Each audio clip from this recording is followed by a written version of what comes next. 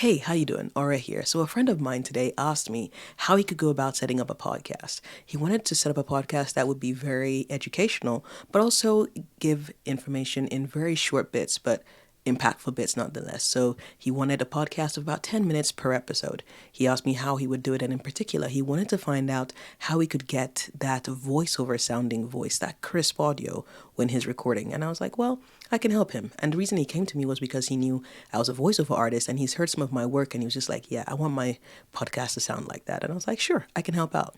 But here's the plan we kind of came up with. Because beyond setting up the podcast, you want to make sure that you've got a lot of things in place in order to make sure that your podcast has a great chance of success. Let me run through them with you. So the first was deciding on a topic or niche area. Luckily, he already had that. So that's half the battle won, I would say, because making sure you actually know your topic does wonders, because then you know who you're targeting and then you know the kind of information you want to give out and information you want to educate people on. So that was very important. So he had that. So the next step would be to do a dry run.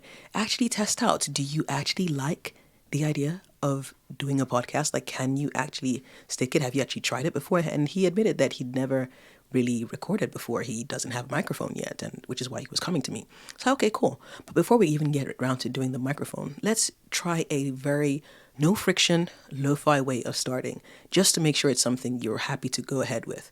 So we said, okay, so I set him a challenge. I said, the first thing you need to do is come up with 5 episode topics. So your first one could be an introduction. The next few lessons or the next few topics could just be single lessons. So a one key takeaway you want your listeners to get from your podcast. And so he said, oh yeah, he'd be happy to do that. And then I said, the next thing he would need to do is simply record 1 episode. Just do a dry run and make it even a shorter one. So make it a 5-minute episode, right? Just do a dry run off the cuff. Just choose a topic and then talk about it. Again, the idea was for him to just help him get the thoughts and ideas he had from his head out into the open, so he can see what the process was like for him of doing that, and then also see what areas he might think he might want to improve, and if he actually liked the idea of doing it this way. Further on, we'll go into planning episodes and putting things in place and maybe scripting some of the episodes a part of it. But for now, it was just to get him to take action, or take massive action, as Sean Cannell says on the Think Media podcast, and just for him to just have a bias towards action, actually start taking steps towards the goal he wants to achieve. And I did tell him, if you are diligent with this, you could have your first 5 episodes ready within the week. And he was pretty excited to hear that. So let me continue with how I'd go ahead with it. So the first we mentioned was nailing down your topic or your niche. The next is doing a dry run, writing down what the 5 episodes would be, then doing 1 episode dry run, see how you feel with that. And then we can then go into a few things like your equipment setup. So things like your microphone, your headphones to monitor your sound, and if you're going to do a video podcast, actually having a camera you can record with. Now, there's a full spectrum of products you can use for this. You could start with something as simple as your phone, literally. So just use your phone as your camera, and you can get these external microphones, either which you can just plug directly into your phone, or you could also decide to get a more professional setup. So use a podcast microphone, for example, and those would be dynamic microphones, ideally. So you could start with that. There are many equipment you could buy along the process. For him, because he's new to podcasting and he's new to the whole sound recording thing, I actually told him, okay, what I would recommend you do is start with a microphone like the Shure M7, which is the current microphone I'm actually using right now, just because it has a USB as well as XLR output, which then means that you can start with the USB, and when you choose to upgrade your sound or want to do a few more interesting things with your sound, you can work with the XLR part, but the USB part works fantastically. Just plug that straight into your computer to record and you're good to go. But if you wanted to record on your camera, for example, and he does have a camera, what you can do is use the audio out, so the headphone jack on the Shure MV7 as an AUX port, and which means you can plug a microphone, you can plug an AUX cable directly into that port and plug the other side straight into your camera, which means you could have this beautiful, full sounding audio straight into your camera so you don't have to add it in later. And it just sounds so nice and so crisp, doesn't it? So yeah, that's what I told him to do, just to make things easier for him. In terms of headphones, I'd recommend the Rode Ent headphones. They're very comfortable, very nice. But quite frankly, any set of headphones, if you're just starting out, instead of headphones, you just make sure you can monitor what you're hearing and make sure it sounds okay, would do you fine. Again, this is just about getting started and taking action. You can always upgrade with time if you so choose.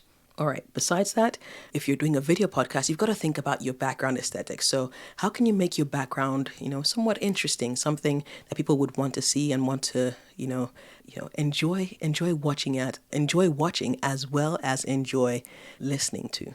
So that's very important.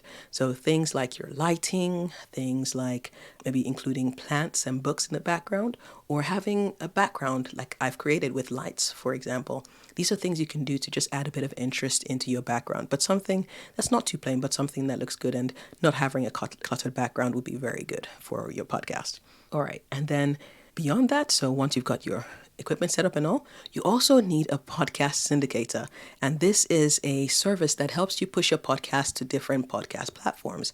You've got Podbean, you've got Buzzsprout, you've got a few singular ones like this newsletter application called Substack. They actually have a podcast feature there, which helps you push your podcast out to different networks as well. So that's something you could possibly look at. Some people can go straight into Apple iTunes or Apple Podcasts, which is great, but I wouldn't just go there. I'll go through a service that would let you push it to Apple Podcasts as well as other platforms so that people who are using alternative platforms can also get access to your content.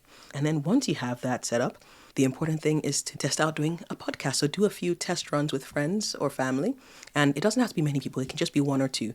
And you want to test out different podcast formats as well. I mean, for him, he's going to start off being the main person speaking into the microphone and just delivering educational content for about 5-10 minutes per episode.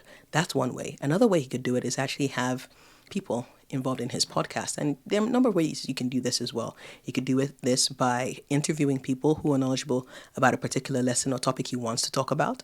That's one way to do it.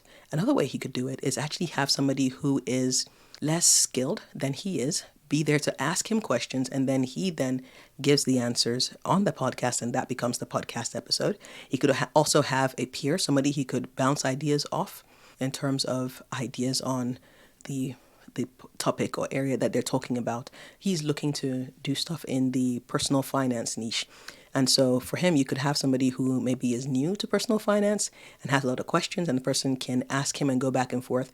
I do find sometimes when you have that opportunity to go back and forth with people, you get a lot more content. The content is a lot richer because you're getting feedback almost immediately from somebody else, which you can then tailor your podcast to match that. So that's also quite interesting. Then another alternative would be to have a live audience of some sort. So you could have an interview, but you could also have people watching in or commenting, or if you did it over, for example, Zoom, you could get people asking questions as well.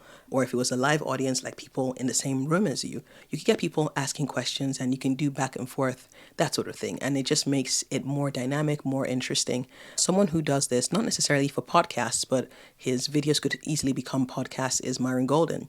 He has weekly sessions where he has people in a room, and then he delivers these talks every week or maybe twice a week sometimes. And with that, he's able to get a live audience, get feedback from people, and then also feed off that energy, with people in the room, but then also get them to ask questions, and then he can respond to those questions. So that's another way of doing it. There are many podcast formats. There are also ways you can just take sound bites from different places and then comment on those for your niche. So there are many ways you can go about doing this, but I hope this helps you if you're thinking of setting up a podcast in 2024.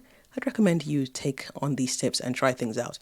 The important thing to mention, and the thing that guides my method in terms of setting up a podcast, is go the least friction route as possible to start with. When you're starting, you can always upgrade, you can always add layers of complexity later, but you want to remove everything that would make it complicated for you to start. Instead, I want you to just get started, do the podcast, see how you feel about it, and then keep that momentum going. And then with the momentum going, you can keep improving your setup as you go along.